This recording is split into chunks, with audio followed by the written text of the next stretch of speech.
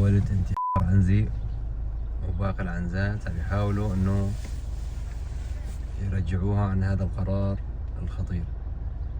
هاي الغليك عم تحكيها تقول لي يا بنت الحلال وحدي الله ارجعي. عم ترجع لي. شو احتمال ان زدتها لها؟ كأنه اقتنعت يا ابو خالد. وليش عم تفكر؟ اظن اقتنعت.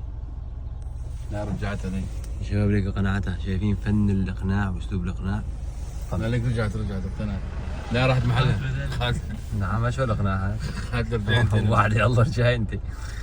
لا تناوق يا ابو حسن، عم تقول اي شو الغباء، ليش كنت بدك زدت حالك من هون؟ هي قالت عم بطلع عليها. هاي العنزي اللي اقنعت هذيك العنزي يا شباب، بطلي. هلا هي بتقول منيح ما زدت حالها، كان ما زدت. كمان بدها ترجع. حي الله الشباب. طبعا نحن حاليا بريف حماة الشمالي، هذا الخضار اللي شايفينه